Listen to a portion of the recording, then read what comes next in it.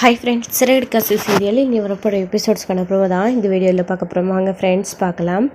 இப்போது இங்கே நம்ம முத்து வந்து பார்த்திங்க அப்படின்னா அந்த வழியாக போயிட்டுருக்காங்க. அப்போது நம்ம அருண் வந்து டிராஃபிக் போலீஸ் அவங்க வந்துட்டு செக் பண்ணிகிட்ருக்காங்க வண்டிங்களெல்லாம். அப்போது முத்துவோடைய வண்டியும் செக் பண்ணிகிட்ருக்கும்போது ஒருத்தன் வேகமாக வந்து ஒரு லேடியை இடித்து தள்ளிட்டு பைக்கில் போயிடுறான். அப்போது அருண் வந்துட்டு அவனை பிடிக்கணும் அப்படின்றதுக்காக அவசரத்தில் வண்டி எடுத்துக்கிட்டு வேகமாக போயிடுறாரு. ஸோ முத்து குடுகுடுன்னு ஓடி போய் அங்கே இருக்கிற அந்த லேடியை தூக்கி தண்ணி கொடுத்து தெளிச்சு பார்க்குறாங்க. அவங்களுக்கு அடிபட்டு ரத்தம் போய்கிட்டே இருக்குது. எல்லாரும் வீடியோ எடுத்துகிட்டு இருக்காங்க. முத்து வந்துட்டு ஹாஸ்பிட்டலுக்கு கூட்டிகிட்டு போகலாம் அப்படின்னு சொல்லிட்டு ஹாஸ்பிட்டலுக்கு கூட்டிகிட்டு போகிறாங்க. அவங்கள காப்பாற்றணும் அப்படின்ற நோக்கத்தில் முத்து வந்து ஹாஸ்பிட்டலுக்கு கூட்டிகிட்டு போய் சேர்க்குறாங்க. இந்த மாதிரி வண்டியில் ஒருத்தன் வேகமாக வந்து அந்த அம்மா வெடிச்சிட்டு போயிட்டான். இவங்களை காப்பாற்றுங்க, அவங்களுக்கு ஏதாச்சும் ஆகிட போகுது அப்படின்னு முத்து வந்து ரொம்ப பதற்றத்தோட ஹாஸ்பிட்டல் போய் சேர்த்துட்டு நின்றுட்டுருக்காங்க. அப்போது வந்து பார்த்திங்க அப்படின்னா, என்னப்பா இது எப்படி இப்படி ஆச்சு, இது ஆக்சிடென்ட் கேஸு அப்படி இப்படின்னு சொல்லிட்டு போலீஸில் கம்ப்ளைண்ட் கொடுக்கணும் அப்படின்னு சொல்லிட்டு இருக்காங்க. இங்கே பாருங்கள், இது வந்து டிராஃபிக்கில் வந்து அதாவது டிராஃபிக் போலீஸ் செக் பண்ணிகிட்டு இருக்கும்போது தான் இந்த மாதிரி ஆனது. போலீஸை அவரை பிடிக்க தான் துரத்திட்டு போயிருக்காரு. கண்டிப்பாக அது யார் என்னன்னு கண்டுபிடிச்சிடுவாங்க. இதுக்காக போலீஸில் கம்ப்ளைண்ட் கொடுக்க வேண்டியதெல்லாம் இல்லை அப்படின்னு முத்து வந்து சொல்லிட்டு இருக்கும்போது தான், என்ன சொல்கிறீங்க, போலீஸு அவங்கள பிடிக்க தொட்டிட்டு போச்சா என்ன, இது இப்படி இருக்குது. எல்லா போலீஸும் ஒரு ஆளுக்கு அடிபட்டா அவங்கள நேர்மையை விட முதல்ல உயிரை தானே காப்பாற்ற நினைப்பாங்க. என்ன இது அப்படின்னு சொல்லிட்டு பாருங்கள், அது எதுக்கு முதல்ல இவங்கள உயிரை காப்பாற்றுங்க, இவங்களுக்கு எதுவும் ஆகிடக்கூடாது அப்படின்னு முத்து ரொம்ப பதற்றமாக பதறிட்டு இருக்காரு. ஸோ அப்போது அங்கே வீடியோ எடுத்தவங்க எல்லாருமே இதை வந்து சோசியல் மீடியாவில் அப்லோட் பண்ணிடுறாங்க. ஸோ அங்கே நடந்த விஷயத்த வந்து அதுக்கப்புறம் இன்னும் சோஷியல் மீடியாவில் இந்த மாதிரி நடந்த விஷயத்த சொல்லி வீடியோவாக அதை போட்டு பேசி சொல்கிறாங்க. இந்த மாதிரி அடிபட்டுருச்சு, ஒரு டிராஃபிக் போலீஸ் செக் பண்ணிகிட்டு இருக்கும்போது ஒருத்தர் பைக்கில் இடிச்சிட்டு போயிட்டான். அப்போது இந்த மாதிரி ஒருத்தர் வந்து காப்பாற்றினார். அது இவர் தான், இந்த வீடியோவில் இருக்கிறவர் தான். இந்த லேடியை ஹாஸ்பிட்டலுக்கு கூட்டிகிட்டு போனாங்க. போலீஸ் வந்துட்டு அந்த ரவுடியை துரத்திட்டு போயிருக்காங்க. யாராக இருந்தாலும் முதல்ல உயிரை தானே காப்பாற்றணும், அதான ஒரு மனிதாபிநயம், சமூக சேவை. அதை விட்டுட்டு இந்த போலீஸ் வந்து சமூகத்துக்கு, அதுதான் நாட்டு மக்களுக்கு வேலை செய்ய தானே போலீஸு. ஆனால் இந்த மாதிரி உயிரை பெருசாக எடுத்துக்காமல் அந்த ரவுடியை பிடிக்கணும்னு சொல்லியிருக்காங்க. ரவுடியை பிடிக்கிறதுக்காக போயிருக்காங்க. அந்த ரவுடியை பிடிச்ச ஒரு வேளை அவருக்கு ப்ரொமோஷன் கிடைக்கலாம்ல இந்த மாதிரி இடிச்சிட்டு போனவங்கள. ஆனால் சத்தவங்க உயிருக்கு ஏதாச்சும் ஆச்சுன்னா யார் என்ன பதில் சொல்லுவாங்க? தான் பதிவு உயர்வுக்காக ரவுடியை துரத்திட்டு போன அவங்க அந்த இடிச்சிட்டு போனவங்களை துரத்திட்டு போன போலீஸ் வந்து ஒரு உயிரை காப்பாற்றிருந்தா அதுக்காகவே ப்ரொமோஷன் கொடுத்து அந்த மனுஷனை நியாயமாக பாராட்டியிருப்பாங்க. ஆனால் அதை விட்டுட்டு ரவுடியை பிடிச்சிட்டு நல்ல பேர் வாங்கணுன்றது போகிறாள் இவரெல்லாம் என்ன போலீஸ்காரர் அப்படின்னு கரெக்டாக முத்துவும் அருணும் சந்திக்கிற சமயத்தில் ஏதாச்சும் ஒன்று இந்த மாதிரி நடந்துருது. ஸோ அதுக்கு தகுந்த மாதிரி அவங்களும் வீடியோவாக எடுத்து போடவும் சோஷியல் மீடியா இது எல்லா இடத்துலையுமே அப்லோட் ஆகிது. அதாவது யூடியூப் சேனல்ஸ் எல்லாத்துலேயுமே வர ஆரம்பிச்சிடுது. ஸோ அதே மாதிரி தான் ஹாஸ்பிட்டலுக்கு உடனே பேட்டி கொடுக்கறது பார்த்தது, பேட்டி நியூஸ்காரங்க எல்லாருமே ஹாஸ்பிட்டலுக்கு போகிறாங்க. முத்துக்கு ஒன்றுமே புரியலை, என்ன இது, யார் நீங்கள் அப்படின்னு சொல்லிட்டு. இங்கே பாருங்கள் சார், இந்த மாதிரி ஒரு லேடி அடிபட்டு கிடக்கும்போது ஹாஸ்பிட்டலுக்கு உதவிக்காக தூக்கிட்டு வந்தீங்களாமே, அதை பற்றி நீங்கள் என்ன சொல்ல விரும்புகிறீங்க? அதுக்காக தான் சார் வந்திருக்கோம். உங்களை உண்மையிலேயே பாருங்கள் சார், இது உங்களோட வீடியோ தானே, உங்களை எல்லாருமே உண்மையிலே பாராடிக்கிட்டு இருக்காங்க. நீங்கள் தானே இது, என்ன சார் சொல்லுங்கள், எப்படி இது அப்படின்னு சொல்லிட்டு. என்னம்மா இது, என்ன கேள்வி இது, ஒரு உயிருக்கு போராடிட்டு இருக்க உயிரை தானே முதல்ல எல்லாருமே காப்பாற்ற நினைப்பாங்க அப்படின்னு சொல்லிட்டு, அதை தானே நானும் பண்ணேன், இதில் என்ன பெருசாக இருக்குன்னு இப்படி என்னை பேட்டி எடுக்க வந்திருக்கீங்க அப்படின்னு சொல்லிட்டு சொல்லுவோம். சார் அது என்னமோ உண்மைதான், ஆனால் அந்த சமயத்தில் ஒரு போலீஸ்காரராக இருந்த அவர் வந்துட்டு அந்த இடித்தவனை தான் பிடிக்க போனாங்களே தவிர உயிரை காப்பாற்றணுன்ற எண்ணம் அவருக்கு இல்லை.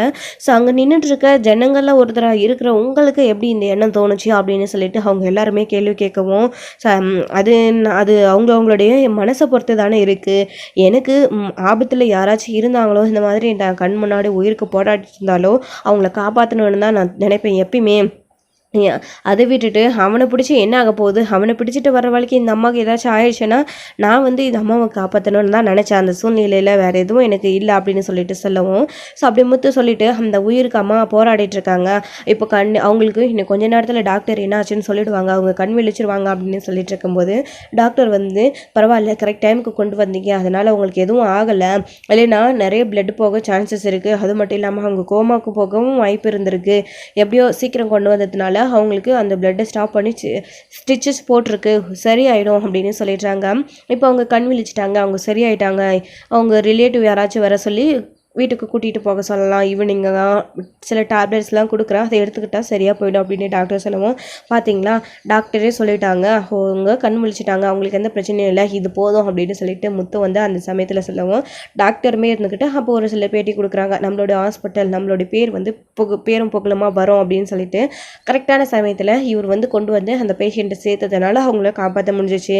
இல்லைன்னா அவங்களுக்கு நிறைய நடக்க சான்சஸ் இருந்திருக்கு.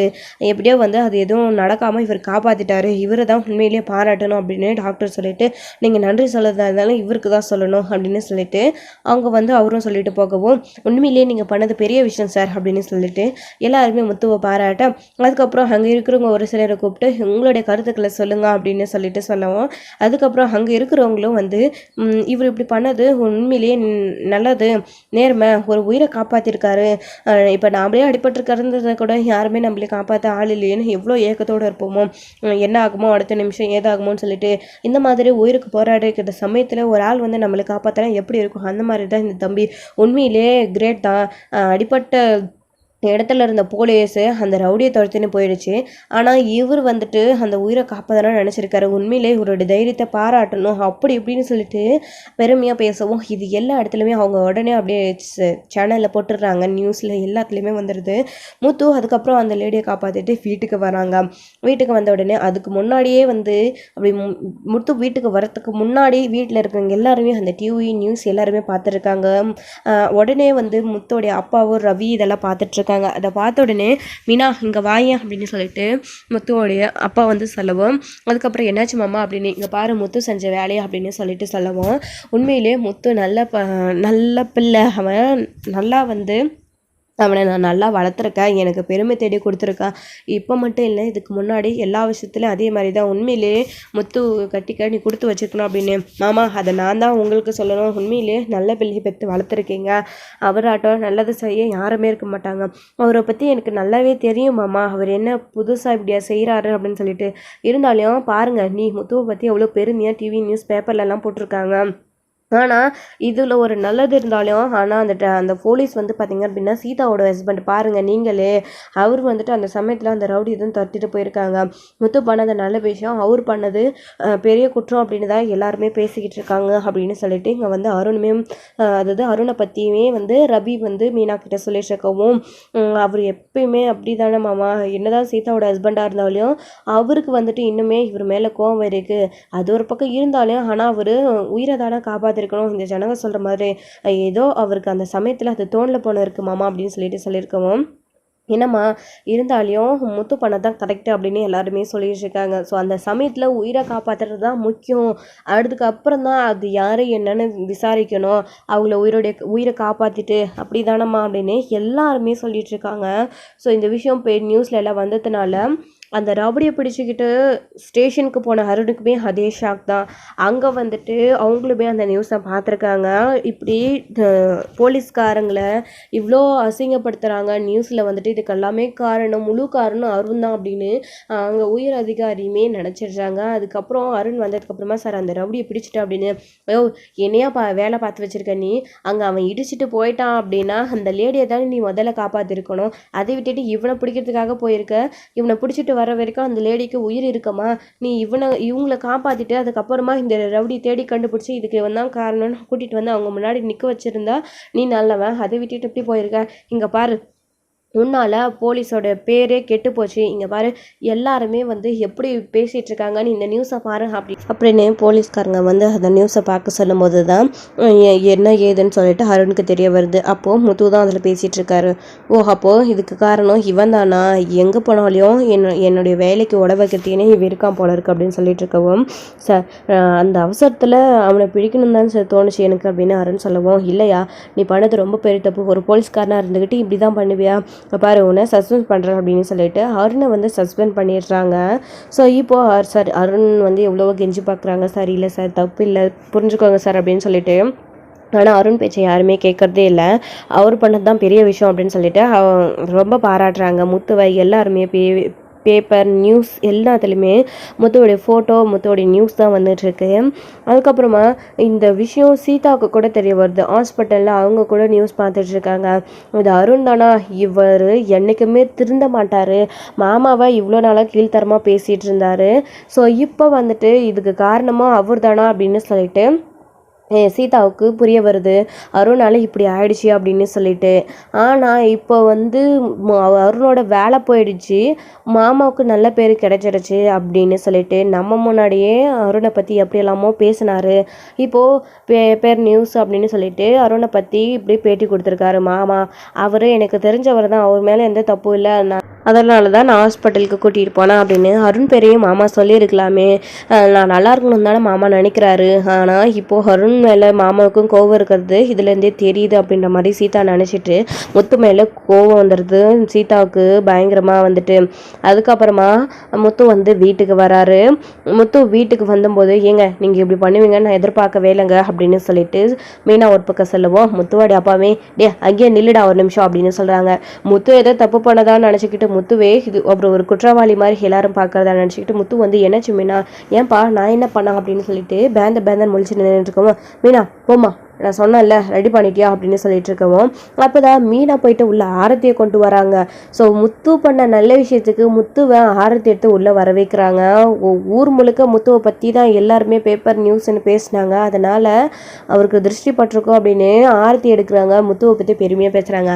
பா மீனா என்னப்பா இது, நான் கூட கொஞ்சம் நேரத்தில் பயந்துட்டேன்ப்பா, போங்கப்பா இப்படியா விளையாடுவீங்க, டேரெக்டாக விஷயத்த சொல்லாமல் இப்படி பண்ணிட்டீங்களா அப்படின்னு அவங்க முத்து வந்து ஒரு பக்கம் நினச்சிட்டு இருக்காங்க. ஏங்க நீங்கள் இவ்வளோ பெரிய விஷயம் பண்ணியிருக்கீங்க, இது உண்மையிலே பெரிய விஷயம் இல்லை அப்படின்னு சொல்லிட்டு ஒரு உயிரை காப்பாற்றிருக்கீங்க அப்படின்னு சொல்லிட்டு உங்களை பற்றி பாருங்கள் பேப்பர் நியூஸ் எல்லாம் பெருமையாக பேசுகிறாங்க அப்படின்னு சொல்லிட்டு இங்கே மொத்த குடும்பமும் சந்தோஷத்தில் இருக்க. ரோகிணிக்கும் விஜயாவுக்கும் பயங்கரமாக முத்து பண்ணது பிடிக்கவே இல்லை, முத்துவை பாராட்டுறாங்க அப்படின்னு உடனே வகுர் எரித்து. ஸோ இது ஒரு பக்கம் இருக்க, இன்னொரு பக்கம் அருண் வீட்டுக்கு போன உடனே மா எனக்கு வேலை போயிடுச்சுமா அப்படின்னு சொல்கிறாங்க. ஸோ நடந்த விஷயங்களை சீதாவும் அவங்க அம்மா கிட்ட சொல்லிட்டு இருக்கும்போது அருண் போய் நிற்கவும் அப்போ தான் கரெக்டாக வந்து என்னாச்சுடா அருண் என்னென்னமோ பேசுகிறாங்க அப்படின்னு பேசிகிட்டு இருக்கும்போது தான் நடந்த விஷயத்த அருணும் சொல்லி வேலை போயிடுச்சு அப்படின்னு சொல்கிறாங்க. இதை கேட்ட உடனே பயங்கர ஷாக் ஆகுறாங்க நம்ம சீதாவும் அவங்களுடைய அம்மாவும். என்ன சீதா அப்படி பார்க்குற, அந்த சமயத்தில் எனக்கு எதுவுமே தோணலை, அவனை பிடிக்கணும்னு மட்டும்தான் தோணுச்சு, இது எதாச்சியாக நடந்த ஒன்று தான், ஆனால் அதில் மாமா முத்து நல்ல பேர் வாங்குவார் எனக்கு தெரியாது, அவரால் இன்னைக்கு என் வேலையே போயிடுச்சு, அவர் நினச்சிருந்தா உன்னுடைய அவரோடது அதாவது மீனாவுடைய தங்கச்சி ஒய்ஃப் தானே அருண், நான் சொந்தக்காரங்க தானே, நாங்கள் ரிலேட்டிவ் அப்படின்றதுனால தான் அவர் போலீஸை துரத்திட்டு அதாவது அந்த ரவுடியை துரத்திட்டு போனார், நான் வந்துட்டு இந்த மாதிரி அவங்கள ஹாஸ்பிட்டலுக்கு கூட்டிகிட்டு போனேன்னு, உண்மையிலேயே நீ நல்லா இருக்கணும்னு அவர் ஆசைப்பட்டிருந்தா இந்த மாதிரி அந்த பேட்டியில் சொல்லியிருந்தா என்னுடைய வேலையும் போயிருக்காது, அவர் மேலே இருக்கிற கோவமும் எனக்கும் போயிருக்கோம், எல்லாத்தையும் மறந்துட்டு நானும் அருண் வந்துட்டு முத்து கூட சேர்ந்துருப்பேன்ல, அவர் இந்த மாதிரி ஒரு விஷயத்த பண்ணியிருந்தான், ஆனால் அவர் அதை சொல்லாத விட்டுட்டு போயிட்டாரு, இப்போ கூட அவர் தான் நல்லவருன்னு நீ நினைக்கிறியா சீதா, நான் எதுவுமே வேணும்னே பண்ணலை, இது எல்லாமே எதாச்சும் நடந்தது தான், இதனால என் வேலையே போயிடுச்சு, இப்படி நடக்கும் நான் எதிர்பார்க்கல, இதுக்கு காரணமும் முத்து தான் அப்படின்ற மாதிரி சீதாவுடைய மனசில் அருணுமே வந்து சொல்லிட்டு போயிடுறாரு. இது கேட்ட உடனே சீதாவுக்கும் அந்த விஷயம் தோண ஆரம்பிக்கிறது. ஸோ நான் நினச்ச மாதிரி தான் அருணும் பேசுகிறாரு, அப்போது இது உண்மையாக தான் இருக்கும் போல இருக்குது, அதாவது நான் நினச்சது ரைட் தான், மாமா இப்படி சொல்லியிருக்கலாமே அருண் சொன்ன மாதிரி, ஏன் மாமா சொல்லாமல் விட்டுட்டாரு, அப்போது மாமா மேலேயும் தப்பு இருக்குது, அருணை எப்பயுமே பழி வாங்கணும் அப்படின்ற எண்ணம் மாமாவுடைய மனசுலையும் இருக்குது அப்படின்னு சொல்லிட்டு பயங்கர கோவத்தோட சீதா வந்து மனசுகளை நினச்சிக்கிட்டு, நீங்கள் சொல்லது கரெக்ட் தாங்க, நான் இந்த விஷயத்தை பற்றி யோசித்தேன், ஆனால் நீங்கள் இப்போ சொன்னதுக்கப்புறம் தான் எனக்கு புரியுது, மாமா அப்போ உங்களை விட்டு கொடுக்காம உங்களுடைய பேரை சொல்லியிருந்தா கண்டிப்பாக உங்களுக்கும் இந்த வேலை போயிருக்காது, உங்களுக்கும் எந்த பிரச்சனையும் வந்திருக்காதுல்ல, ஆனால் அதை சொல்லாமல் விட்டுட்டார்ல, நான் தான் மாமா மேலே ஓவராக நம்பிக்கை வச்சு பாசம் வச்சுட்டேன் போல இருக்குது அப்படின்னு சொல்லிட்டு. ஸோ நடந்ததுக்கு எதிராக ஆப்போசிட்டாக சீதா வந்து மாறிடுறாங்க. ஸோ இப்படி நடக்கும்னு யாருமே எதிர்பார்க்கல. சீதா வந்து இப்போ பயங்கர கோவத்தோட முத்துவை பார்த்து பேசுகிறதுக்காக வேகமாக வீட்டுக்கு வந்துட்டுருக்காங்க. எப்படியோ இந்த விஷயத்துலையோ நம்ம நினச்சது நடந்துருச்சு அப்படின்னு அருண் ஒரு பக்கம் பயங்கர சந்தோஷத்தில் இருக்கார். ஸோ இப்போ சீதாவோட மனசில் முத்துவை பயங்கரமாக வெறுத்துட்டாங்க. இதே மாதிரி அவங்களுடைய ஃபேமிலிக்கிட்டேயும் சொல்லி, அதாவது சீதாவுடைய அம்மாக்கிட்டேயும் சத்யாக்கிட்டேயும் சொல்லி அவங்களையும் வெறுக்க வைக்கணும் அப்படின்னு முடிவு பண்ணிடுறாங்க நம்ம அருண் வந்துட்டு. ஸோ அருண் வந்துட்டு எப்பயுமே மாறல, அதோட அதே நினப்பாக தான் இருக்காங்க, ஆனால் சீதா தான் தப்பாக புரிஞ்சுக்கிட்டு மாறிட்டாங்க, அருண் வந்து சீதாவை மாற்றிட்டாரு. அதுக்கப்புறம் சத்யாவோட வீட்லேயும் சத்யா வந்து அவங்களுடைய அம்மாவை கூப்பிட்டு பாருமா அம்மாவை பற்றி எவ்வளோ பெருமையாக பேசுகிறாங்க, அதே மாதிரி அருண் மாமாவை இந்த மாதிரி பேசியிருக்காங்க. என்ன பண்ணுறதுமா இப்போ அப்படின்னு சொல்லிட்டு சத்யாவும் பேசிகிட்டு இருக்கு. இப்போது எந்த பக்கம் நிற்கிறது, மாப்பிள்ளை பக்கம் நிற்கிறதா, அவர் நல்லது பண்ணாருன்னு சொல்லிட்டு, இல்லை அருண் சின்ன மாப்பிள்ளை பற்றி இப்படி அருணுக்கு இப்படி ஆயிடுச்சுன்னு சொல்லிட்டு என்ன பண்ணுறதுன்னு தெரியல அப்படின்னு சொல்லிட்டு இங்கே சத்யாவுடைய அம்மா நினச்சிட்டு இருக்காங்க. அருண் மாப்பிள்ளையே சஸ்பெண்ட் பண்ணணும்னு சொல்லிட்டு இருக்காங்களே, அது மாதிரி எதுவும் நடந்துடக்கூடாது கடவுளே அப்படின்னு நினச்சிட்டு இருக்கும்போது தான் என் புருஷனுக்கு வேலை போயிடுச்சுமா அப்படின்னு சீதா வந்து நிற்கவும் நடந்த விஷயங்களை சொல்லவும் பயங்கர கோவப்படுறாங்க. ஆனால் உண்மையிலேயே பெரிய மாப்பிள்ளை பண்ணது பெரிய விஷயம்தான் அப்படின்னு தான் பேசிகிட்டு இருக்காங்க நம்ம சத்யாவும் அவங்களுடைய அம்மாவும். அந்த சமயத்தில் தான் வந்து நிற்கவும், அப்போது மாமா பண்ணது ரைட்டுன்னு சொல்கிறேன், என் புருஷன் பண்ணது தப்புன்னு சொல்கிறேன் இல்லைம்மா, நீயும் எல்லார மாதிரியே இப்போது என் புருஷனுக்கு வேலை போயிடுச்சு, இப்போ சந்தோஷமா உனக்கும் மாமாவுக்கும் அப்படின்னு சொல்லிட்டு சீதா சொல்லவும், என்ன சீதா நீ இப்படி பேசிகிட்டு இருக்க, இங்கே இப்போ ஏன் எங்கள் மேலே கோவத்தை காட்டுற, அது எதிர்ச்சியாக நடந்த விஷயம், அதுவும் போலீஸ்காரங்க பப்ளிக் நியூஸ்னு சொல்கிற விஷயம், இதுக்கு எங்கள் மேலே ஏன் கோவப்படுற அப்படின்னு சொல்லிட்டு சத்யா வந்து கேட்கவும், இப்போ நீயும் அம்மாவும் கூட மாமா பண்ணது ரைட்டுன்னு தானே பேசிகிட்டு இருந்தீங்க, அப்போ நான் வேறு எப்படி பேச முடியும், இப்போவே போய் மாமா கிட்டே என்ன ஏதுன்னு நான் கேட்கணும், அதுக்காக தான் இப்போ நான் வந்திருக்கேன். ஆனால் உங்ககிட்ட வந்து உங்ககிட்ட நடந்த விஷயத்த சொல்லி நீங்களும் எனக்காக இதை சப்போர்ட் பண்ணுவீங்கன்னு தான் நான் இங்கே வந்தேன். ஆனால் நீங்களும் இப்போ புரிஞ்சு போச்சு, மாமாவுக்கு தான் சப்போர்ட் பண்ணுறீங்க, எனக்காகவும் இவருக்காகவும் பேச மாட்டீங்க அப்படின்னு இப்போ தெரியுது அப்படின்னு சொல்லிட்டு நானே போய் நியாயம் கேட்குறேன் அப்படின்னு மீனா அதாவது மீனாவுடைய வீட்டுக்கு கோவத்தோட நம்ம சீதா வந்து கிளம்பி போயிட்டுருக்காங்க. ஸோ இதோட எபிசோட் வந்து முடிச்சிருக்காங்க. அடுத்தடுத்த எபிசோடில் என்ன பெரிய கலவரம் நடக்க போகுது, சீதா போயிட்டு மீனாக்கிட்டேயும் முத்துக்கிட்டேயும் பேசி என்ன சண்டை போட போகிறாங்க, இதுதான் சமயம் அப்படின்னு சொல்லிட்டு விஜயா ரோகிணி எல்லாருமே சந்தடி சாக்கில் சிந்து படலாம் அப்படின்னு தான் நினச்சிட்டு இருப்பாங்க. ஸோ என்ன ஒரு சுவாரஸ்யமான விஷயம் நடக்க போகுது இதுக்கப்புறம் அப்படின்றதெல்லாம் வெயிட் பண்ணி நெக்ஸ்ட் வீடியோவில் ஃபஸ்ட் தேங்க்யூ. இந்த வீடியோ உங்களுக்கு பிடிச்சிருந்தா லைக் பண்ணுங்கள், ஷேர் பண்ணுங்கள், கமெண்ட் பண்ணுங்கள், மறக்காமல் பெல் ஐகானை கிளிக் பண்ணி வச்சுக்கோங்க.